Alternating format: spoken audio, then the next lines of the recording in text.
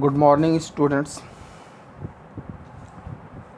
आज मैं फिर से आप लोगों के सामने कक्षा 12 का आरोह भाग 2 से गद्य खंड का दूसरा अध्याय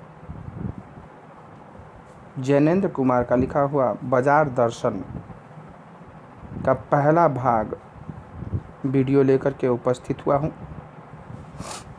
आपने इससे पहले गद्य खंड का पहला भाग का भक्ति को 5 भागों में देखा।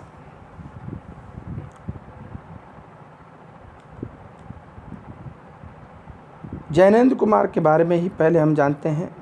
जैनेंद्र कुमार प्रसिद्ध उपन्यासकार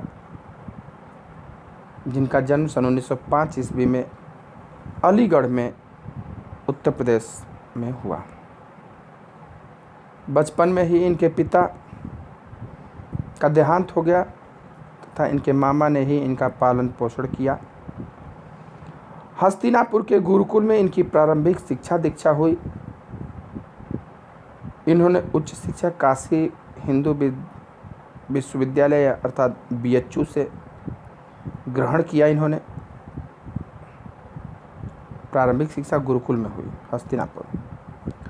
1921 में गांधी जी के प्रभाव के कारण इन्होंने पढ़ाई छोड़कर असहयोग आंदोलन में भाग लिया। अंत में ये स्वतंत्र रूप से लेखन कार्य करने लगे। साहित्य सेवा के कारण 1984 में इन्हें भारत सरकार द्वारा पद्म भूषण सम्मान, साहित्य अकादमी पुरस्कार से भी सम्मानित किया गया। जैनेंद्र जी का सन 1990 में दिल्ली में निधन हो गया। इनकी जो प्रमुख रचनाएं हैं उपन्यास में परख, अनाम, स्वामी, सुनीता, त्यागपत्र, कल्याणी, जयवर्ध, मुक्तिबोध इत्यादि इनकी प्रमुख रचनाएं हैं। कहानी संग्रह में भी वातायन, एक रात दो चिड़िया, फांसी, नीलम देश की राजकन्या, पाजेब इत्यादि कहानी संग्रह तथा निबंध संग्रह में प्रस्तुत प्रश्न, जड़ की बात, पूर्वोदय, साहित्य का श्रेय और प्रेय, सोच विचार, समय और हम आदि विषयों पर इन्होंने निबंध भी लिखा था। इसके साथ साथ हिंदी कथा साहित्य में प्रेमचंद के बाद सबसे महत्वपूर्ण कथाकार के रूप में जैनेंद्र कुमार प्रतिष्ठित है। इन्होंने अपने उपन्यासों व कहानियों के माध्यम से हिंदी में एक सशक्त मनोवैज्ञानिक कथा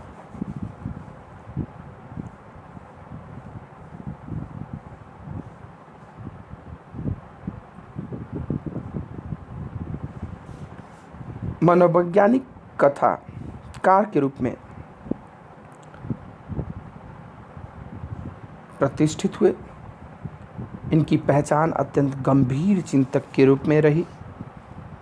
इन्होंने सरल व अनौपचारिक शैली में समाज, राजनीति, अर्थनीति एवं दर्शन से संबंधित गहन प्रश्नों को सुलझाने की कोशिश की। वे गांधीवादी विचारधारा से प्रभावित थे। इन्होंने गांधीवादी चिंतन दृष्टि का सरल व सहज उपयोग किया जीवन जगत से जुड़े प्रश्नों के संदर्भ में किया है।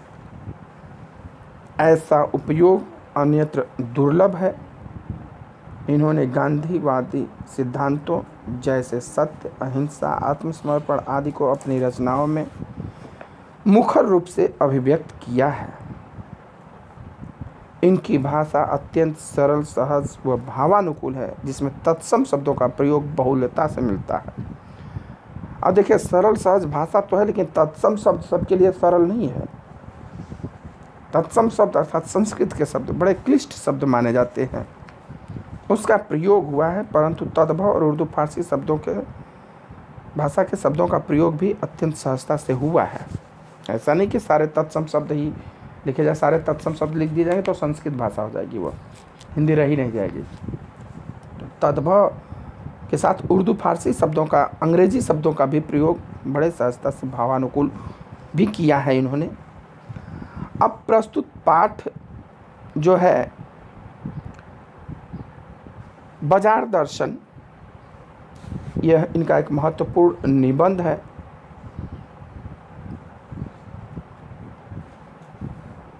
यह कई दशक पहले लिखा गया निबंध आज भी उपभोक्तावाद व बाजारवाद को समझाने में बेजोड़ है। वे अपने परिचितों मित्रों से जुड़े अनुभव बताते हुए यह स्पष्ट करते हैं कि बाजार की जादुई ताकत मनुष्य को अपना गुलाम बना लेती है।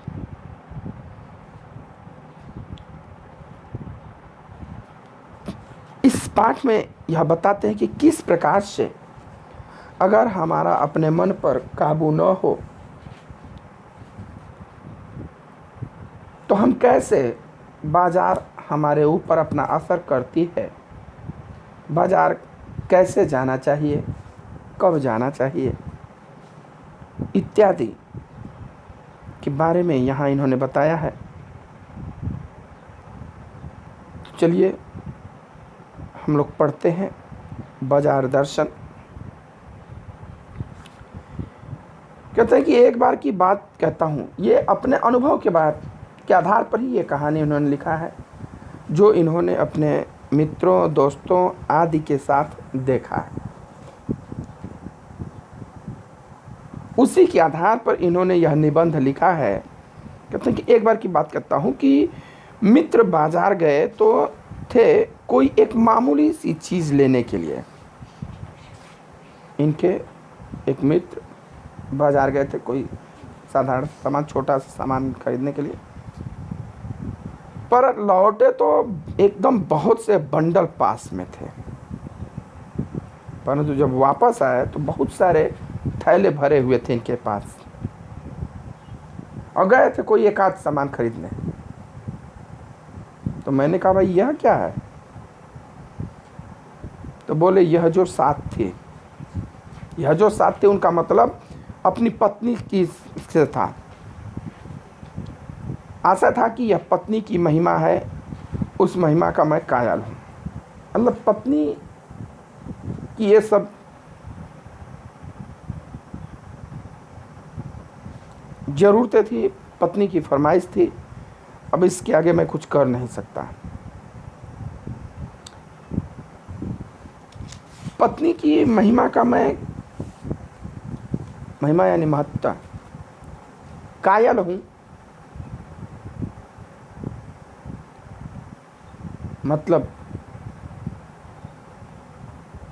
इस प्रकार से कहिए कि कायल होना मतलब कि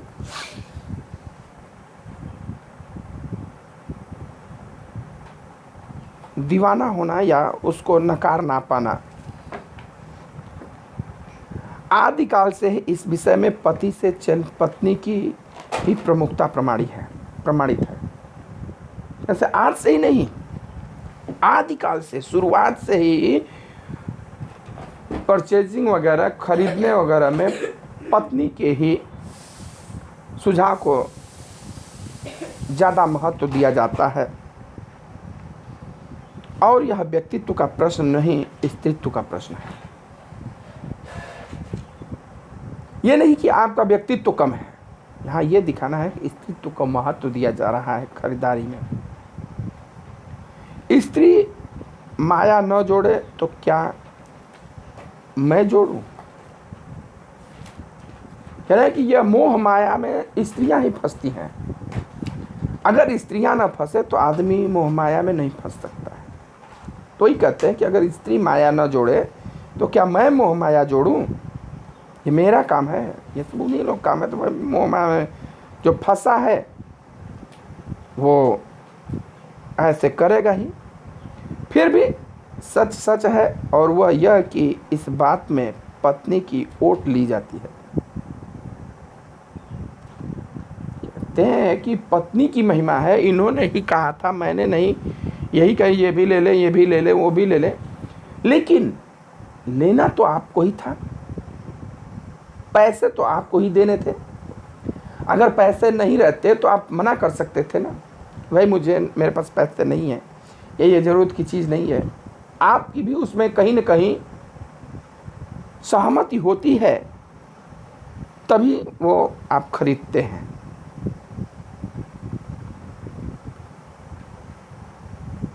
इसलिए पैसा आप खर्च कर रहे हैं, सहमति भी आपकी है, और दोष सिर्फ पत्नी को दे रहे हैं। मूल में एक और तत्व की महिमा सविशेष है। मूल में यानी जड़ में, इस खरीदारी के जो जड़ है, परचेजिंग का जो जड़ है, उसमें एक चीज़ का महत्व और भी है, सविशेष, उसकी विशेषता और भी अधिक है। वह तत्व है मनी बैग, अर्थात पैसे की गर्मी या एनर्जी। वह है हमारा मनी बैग का, हमारे पास पैसा कितना है, अर्थात पैसे की गर्मी जिसको कहते हैं ना, बड़े पैसे की गर्मी है, या पैसे की ताकत, एनर्जी, ताकत। पैसे की गर्मी सबसे बर्दाश्त नहीं होती है, ये जान लीजिए। हमारे पास पैसा है ये कौन जानता है? कोई नहीं जानता कि हमारे पास बैंक में कितना पैसा है, लेकिन हम सामान खरीद के अपने घरों को अत्याधुनिक संसाधनों से सजा दें तो सभी लोग जान जाएंगे कि हमारे पास पैसा है, हम अमीर हैं। ये जान जाइए। चाहे भले ही वो कर्ज लेकर के किया गया हो या कुछ खेत बाड़ी बेच करके किया गया हो, लेकिन लोग यही समझेंगे कि यह बहुत पैसे वाला है। तो यहाँ पैसे की ताकत को दिखाना है। पैसा पावर है, पर उसके सबूत में आसपास माल टाल न जमा हो तो क्या वह खाक पावर है? जैन जी कहते हैं कि पैसा में ताकत है, लेकिन वह ताकत कब काम आएगी? मैं कैसे कोई जानेगा कि इनके पास पैसा है तो ये ताकतवर है? जब हमारे आसपास माल टाल न जमा हो, यानी आधुनिक साजो सामान न हो, तो लोग क्या खाक जानेंगे कि पैसा पावर है? पैसे को देखने के लिए बैंक हिसाब देखिए, पर माल, आसबाब, मकान, कोठी तो अनदेखे भी देखते हैं। कुछ लोग ऐसे हैं कि पैसे उनके बैंक बैलेंस में थे, लेकिन अब उनको ये बताना पड़ेगा कि मेरे पास पैसा है, भाई देखो ये मेरा बैंक खाता देखो। कितने लोगों को आप बैंक खाता दिखाएंगे? मान लीजिए आपके आस पड़ोस हैं, अब मुँह से बोलेंगे तो कोई विश्वास नहीं करेगा कि आपके खाते में 1 करोड़ रुपया है, कोई नहीं विश्वास करेगा। अब सबको आपको बैंक अकाउंट का करंट स्टेटस दिखाना पड़ेगा। अब सोचिए कि कितने लोग घूम घूम के दिखाएंगे, देखिए भाई मेरे अकाउंट में 1 करोड़ रुपया है, मैं पैसे वाला हूँ, मेरे पास पैसे कितना है। अब वही पैसे से आप कर्जा लेकर के ही, आपको कुछ नहीं है, कर्जा लेकर के ही आप पूरा फर्स्ट क्लास का घर बना दीजिए, टाइल्स वगैरह पूरा बरामदे में सब, आपके अपने गेट उट के सामने सब टाइल्स लगा दीजिए, संगमरमर लगा दीजिए, घर में एसी कूलर ही सब कुछ एकदम से रख दीजिए, ऐसो आराम की गाड़ियाँ एकदम से रख दीजिए, तो बिना देखे ही सबकी नज़र उधर पड़ जाएगी। आपको बताना नहीं पड़ेगा कि आप पैसे की पावर रखते हैं। माल, असबाब, असबाब मीन्स होता है सामान, असबाब मीन्स होता है सामान। अब कहते हैं कि पैसे की उस परचेजिंग पावर के प्रयोग में ही पावर का रस है। परचेजिंग पावर, खरीदारी की शक्ति। परचेसिंग पावर मीन्स क्या है? खरीदारी की शक्ति। अब पैसा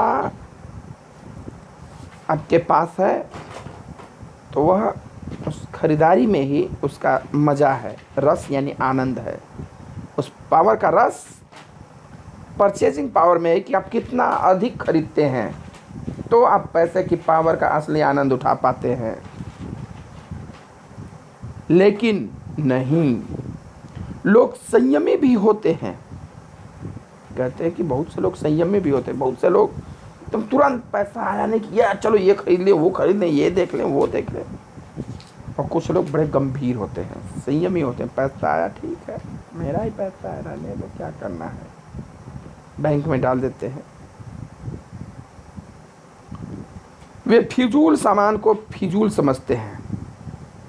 वो जो फिजूल का सामान है, यानी कोई उसका उपयोग नहीं है, तो उसको अनुपयोगी ही समझते हैं। वे पैसा बहाते नहीं हैं और बुद्धिमान होते हैं। बुद्धि और संयम पूर्वक वह पैसे को जोड़ते जाते हैं। वह पैसे के पावर को इतना निश्चय समझते हैं कि उसके प्रयोग की परीक्षा उन्हें दरकार नहीं है। बस खुद पैसे के जुड़ा होने पर उनका मन गर्व से भरा फूला रहता है। वे लोग, आजकल ऐसे लोगों को लोग बहुत कंजूस कहते हैं, अरे कंजूस है मरिए, लेकिन वो जानते हैं कि पैसा हमारे पास है तो उसको किसी को दिखाने बताने की ज़रूरत नहीं है। संयम से रहिए, धैर्य से रहिए, वह ताकत जब हमें ज़रूरत होगी तो खुद अपने आप काम आ जाएगा। और कुछ लोग क्या होते हैं कि जैसे पैसा आया नहीं कि तुरंत खरीदारी शुरू, पार्टी शुरू, दिखावा शुरू। ऐसे लोगों के पास पैसा बहुत ज़्यादा देर तक टिकता नहीं है। वो जो संयमी होते हैं वो बैंक बैलेंस देख करके अपने आप को गौरवान्वित महसूस होते हैं, आनंदित होते हैं। मैंने कहा, यह कितना सामान ले आए भाई? मित्र ने सामने मनी बैग फैला दिया, कहा, यह देखिए सब उड़ गया, अब जो रेल टिकट के लिए भी बचा हो।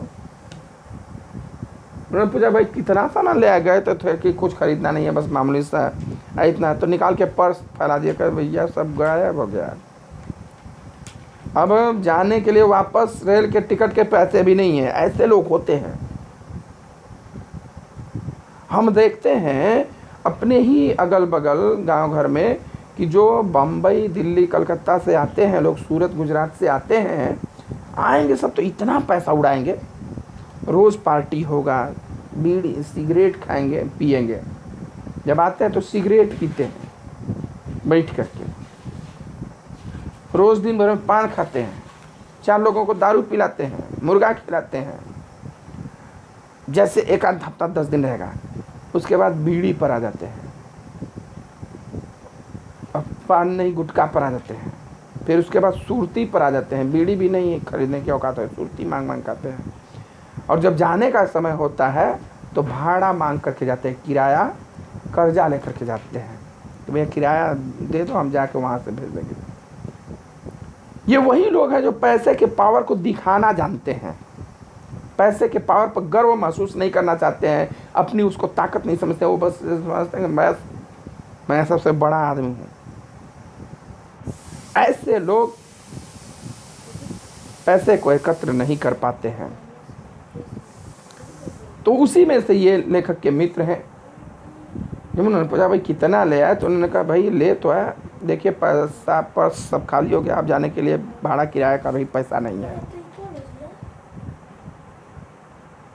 मैंने तब तय माना कि और पैसा होता तो और सामान आता। तब लेखक ने सोचा कि अगर इनके पास और पैसा होता अभी तो और भी सामान आता। वह सामान ज़रूरत की तरफ देख कर नहीं आया, अपने परचेजिंग पावर के अनुपात में आया है। वो सामान हमारे लिए उपयोगी है या नहीं, इसका कोई महत्व नहीं है। ये दिखाने के लिए कि हमारे पास अत्यधिक पैसा है, देखो भाई मेरे सामान ये लाया हूँ, वो लाया हूँ, चाहे उसकी ज़रूरत उन्हें हो या ना हो। घर में छोटा बच्चा नहीं है, लेकिन लोग डायपर खरीदे तो हम भी डायपर खरीदेंगे। छोटा बच्चा है नहीं। या घर में लगाने के लिए जगह नहीं है, सामान रखने के लिए जगह नहीं है, पोछा, घर कच्चा फर्श है, लेकिन पैसा आ गया तो जो खड़ा होकर के पोछा लगाने वाला सिस्टम है वो हम ले आएंगे। मतलब उसकी ज़रूरत हो या ना हो वो खरीद लेते हैं। परचेजिंग पावर के अनुपात में आया है। वो सामान उपयोगी है या नहीं है, ये नहीं है। हमारे पास पैसा है, हम अपना ताकत दिखाएंगे, खरीद के ले आएंगे। कहते हैं लेकिन ठहरिए, इस सिलसिले में मेरे एक और भी महत्व का तत्व है जिन्हें नहीं भूलना चाहिए। आपके परचेजिंग पावर में पैसे का ही महत्व नहीं है। एक चीज़ और महत्व रखता है जो आपको खरीदने पर विवश करता है, उसका भी इस कर्तव्य में बहुत कुछ हाथ है। वह महत्व है बाजार। बाजार भी आज लोगों को मजबूर करता है खरीदने के लिए। जो शोरूम बन गए, बड़े बड़े माल बन गए, हम जब माल में घुस जाते हैं तो जब सामान देखते हैं तो ऐसा लगता है यार ये भी मेरे उपयोग के है, अच्छा ये भी ले लेते, सैनिटाइजर ले लेते हैं, हैंड वाश ले लेते हैं, माउथ फ्रेशनर ले लेते हैं, ये भी यार ज़रूरत की चीज़ है, इसको भी ले लेते हैं, इसको भी ले लेते हैं, उसको भी ले लेते हैं। और जब ले आते हैं तो उसको 1-2 दिन यूज करते हैं, फिर उसका इस्तेमाल बंद कर देते हैं। वो उनके यूज का ही नहीं ठहरता है, लगता है। मैंने कहा यह इतना कुछ नाहक ही ले आए ना। उन्होंने कहा कि भाई ये तो इतना कुछ तो नाहक, यानी कि बिना इस्तेमाल के ही ले आए भाई, बेमतलब का ले आए।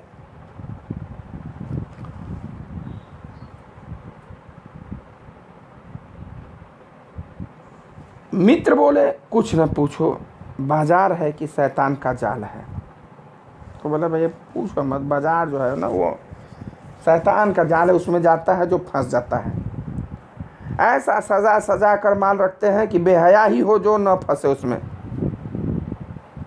मतलब इतना, मतलब बाजार को इतना सजा सजा के रखते हैं जो कोई बेशरम ही होगा जो उसके जाल में न फंसे। मैंने मन में कहा ठीक ही है। खैर चलिए आज के वीडियो में बस इतना ही। अब अगला भाग में आगे की स्टोरी बताई जाएगी। तब तक के लिए धन्यवाद। वीडियो अच्छा लगे तो उसको लाइक, शेयर और कमेंट ज़रूर करिए।